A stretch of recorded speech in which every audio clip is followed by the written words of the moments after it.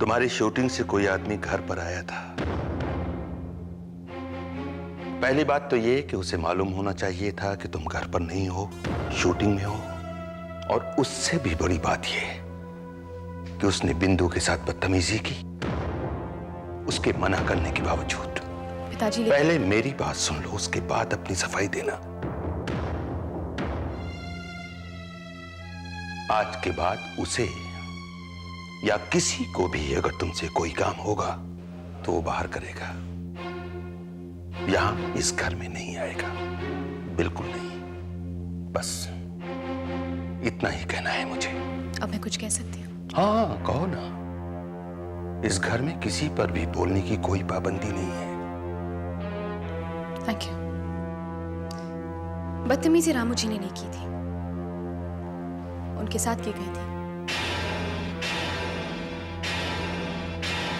बड़ी है बेहूदी से उन्हें यहां से निकल जाने के लिए कहा गया था।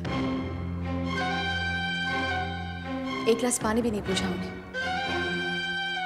घर आए इंसान के साथ कैसे पेश आया जाता है। जब रामू जी मुझे ये सब कह रहे थे सबके सामने, तो सोचो मेरा क्या हाल हुआ होगा। ये किसी ने नहीं सोचा। देखो टीना, ऐसा कभी होता ही नहीं। अगर तुमने उन्हें घर का पता नहीं बताया होता। पता तो मैं दूंगी पिताजी, आखिर ये मेरा घर है। सारा काम सेट पे नहीं होता। रामू जी हो या कोई और भी, मुझसे अगर किसी को काम हो तो वो घर आएगा। देखती हूँ कौन रोकता है मुझे। ये तुम्हारी गलतफहमी है। इस घर में ऐसा कुछ नहीं होगा टीना। और अगर ये सब कुछ करना है तुम्हें, तो उसके लिए दूसरा घर लेना पड़ेगा। इस घर का बड़ा मैं हूं और यहां के कुछ फैसले ऐसे हैं जो सिर्फ मैं करूंगा, तुम नहीं। ठीक है, अगर मुझे मजबूर किया जा रहा है तो मैं कहीं और रह लूंगी, लेकिन उससे पहले सुधीर और मेरा बंटवारा कर दीजिएगा। पहले भी यहां बंटवारा हुआ है इस घर में। लोग घर से बाहर गए हैं और लौट के आ गए अपनी मर्जी से।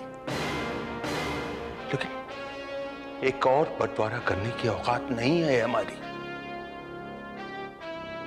तो ठीक है, मैं अपने पूरे हक से इस घर में रहूंगी। देखती हूं कौन रोकता है मुझे।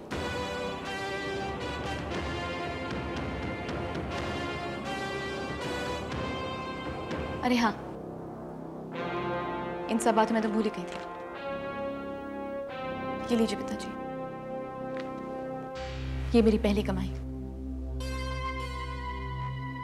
50,000 का चेक। एक और बात, मैं जो कुछ भी कर रही हूँ पिताजी, इस घर के लिए कर रही हूँ। वो सब जो आपके बेटे नहीं कर पाए।